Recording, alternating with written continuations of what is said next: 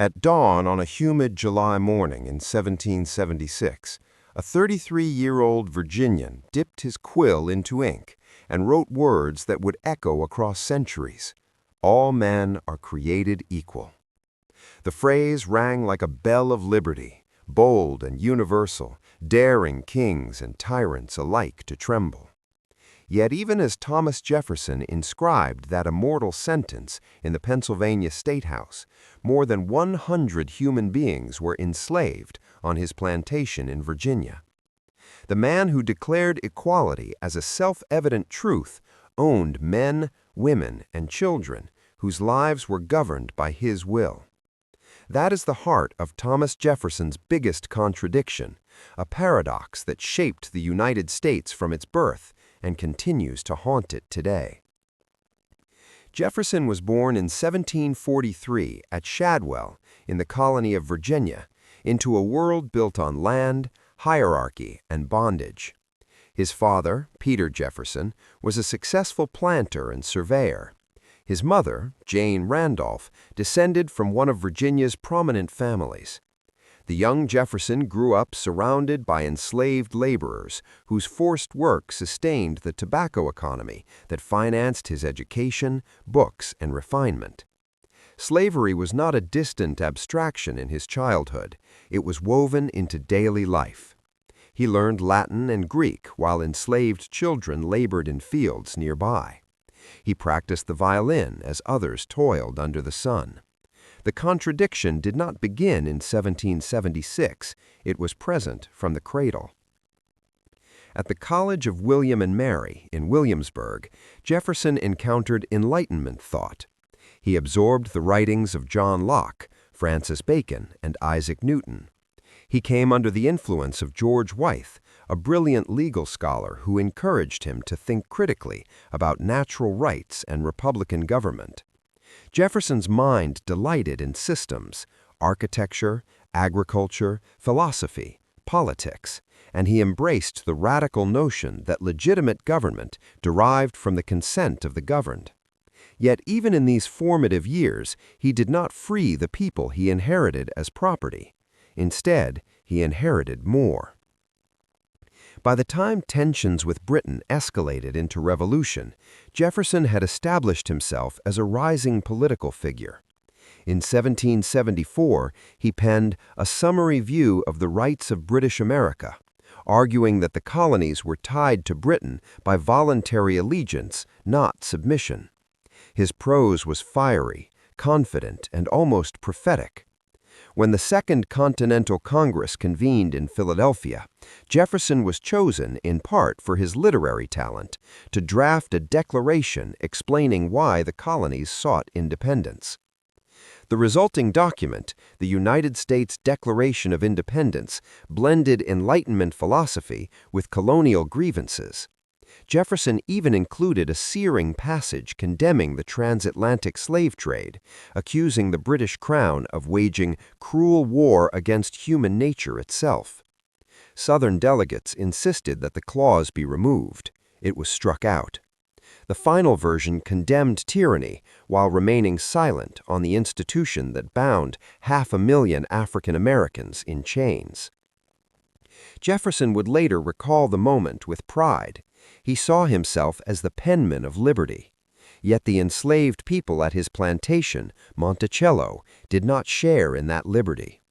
As war raged and ideals soared, Jefferson continued to rely on forced labor to sustain his lifestyle. After independence, Jefferson served as governor of Virginia. His tenure was troubled. British forces invaded, and he fled Richmond ahead of advancing troops. Critics called him timid. The experience humbled him, perhaps deepened his introspection, but it did not alter his relationship to slavery. He supported gradual emancipation in theory, yet in practice he freed almost no one. In 1785, Jefferson published Notes on the State of Virginia, the only full-length book he ever wrote. In it, he wrestled openly with slavery. He called it a moral depravity and a hideous blot. He worried that divine justice might punish America for perpetuating it, And yet, in the same pages, he speculated, wrongly and harmfully, about supposed differences between black and white people. He imagined emancipation paired with colonization, proposing that freed African Americans be sent abroad rather than integrated into American society. He could envision a nation without slavery, but not one with racial equality. During his diplomatic service in Paris as minister to France, Jefferson observed European societies where slavery was absent from daily life. He admired French culture, architecture, and science. He witnessed the early stirrings of what would become the French Revolution. He corresponded with reformers and radicals, urging moderation and constitutional balance. In private letters, he condemned slavery as unjust, yet from abroad he continued to manage Monticello, buying and selling enslaved individuals through agents. When Jefferson returned to the United States and became Secretary of State under George Washington, political divisions sharpened. Jefferson envisioned a republic of independent farmers, yeoman citizens whose virtue would safeguard liberty. But that agrarian dream rested heavily on enslaved labor in the South. His political movement, which evolved into the Democratic Republican Party, championed states' rights and limited federal power, positions that would later be invoked to defend slavery's expansion. The election of 1800 brought Jefferson to the presidency after a bitter contest with John Adams. He called it a revolution achieved through ballots rather than bullets. In his inaugural address, he spoke of unity. We are all Republicans. We are all Federalists. He projected calm reason, philosophical restraint. Yet at Monticello, the enslaved community expanded. Families were separated by sale to cover Jefferson's mounting debts. The gap between principle and practice widened. One of Jefferson's boldest presidential acts was the Louisiana Purchase, which doubled the nation's size. The acquisition opened vast territories west of the Mississippi River. Jefferson imagined an empire of liberty stretching across the continent. But would that empire permit slavery? The question loomed. Expansion intensified sectional tensions. The very growth Jefferson celebrated magnified the moral and political crisis he had long deferred. Meanwhile, at Monticello, a deeply personal dimension of the contradiction unfolded. Sally Hemings, an enslaved woman who was the half-sister of Jefferson's late wife, bore several children, widely believed and now confirmed by DNA evidence to be Jefferson's. The relationship began during his time in Paris, where French law could have enabled Hemings to claim freedom. Instead, she returned with him to Virginia. The power imbalance between an enslaved teenager and a wealthy diplomat complicates any romanticized interpretation. Jefferson never publicly acknowledged the children as his. Most remained enslaved during his lifetime. As president, Jefferson signed the act prohibiting importation of slaves in 1807, ending the legal transatlantic slave trade effective in 1808. It was a step many abolitionists had long demanded, yet the domestic slave trade flourished. Enslaved people were bought and sold across state lines in growing numbers, feeding the cotton boom in the Deep South. The institution adapted and expanded, even as Jefferson congratulated the nation for halting overseas importation. Financially, Jefferson was perpetually strained. He loved fine wine, books, architecture, and scientific instruments.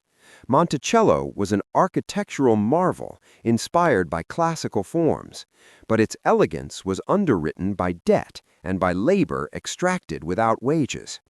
Upon his death in 1826, poignantly on the 50th anniversary of the Declaration of Independence, the same day as John Adams, Jefferson left behind massive debts. His estate was sold off. Enslaved families were auctioned to satisfy creditors. The author of Equality could not secure freedom for most of those he owned. The contradiction did not die with him. In the decades that followed, Americans argued over Jefferson's legacy. Some hailed him as the apostle of liberty. Others pointed to his failure to emancipate his slaves as evidence of hypocrisy. Abolitionists quoted his own words against slavery to condemn the institution's defenders. Pro-slavery advocates cited his racial speculations from Notes on the State of Virginia. Both sides claimed him. The Civil War and the abolition of slavery through the 13th Amendment seemed, in one sense, to fulfill the promise Jefferson articulated. Yet the struggle for equality continued through Reconstruction, Jim Crow, and the Civil Rights Movement. Leaders like Frederick Douglass had long grappled with Jefferson's legacy. Once, Douglass called the Declaration a glorious liberty document, even while condemning the nation's betrayal of its principles. The tension between ideal and reality, first embodied so starkly in Jefferson, became a recurring American theme. In the 20th and 21st centuries, debates intensified. Scholars examined plantation records, correspondence, and DNA evidence. Monticello became not only a shrine to architectural genius, but also a site of reckoning. Exhibits began telling the stories of the enslaved community who built it and sustained it. The narrative broadened, complicating the image of the sage of Monticello. Thomas Jefferson's biggest contradiction was not merely personal, it was national. He articulated universal rights while living within and benefiting from a system that denied them. He feared divine justice, yet postponed decisive action. He imagined gradual emancipation, but left no workable plan. His life forces Americans to confront uncomfortable truths, that great ideas can emerge from flawed individuals, that moral insight does not guarantee moral courage, that the founding of the United States was both revolutionary and compromised. And perhaps that is why Jefferson endures as such a powerful, unsettling figure. His words still inspire movements for freedom around the globe.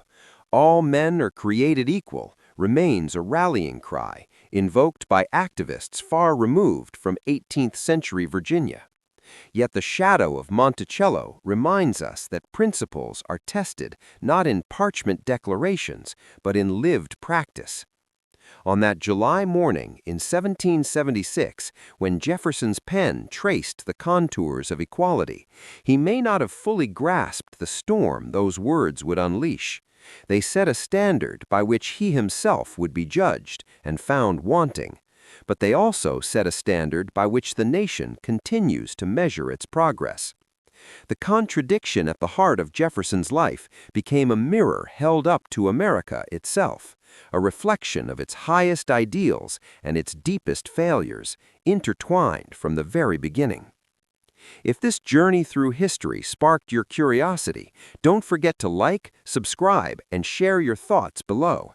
Tell us which explorer or historical figure you want to uncover next, because the past is packed with bold risks, untold stories, and forgotten paths that quietly shaped the world we live in today.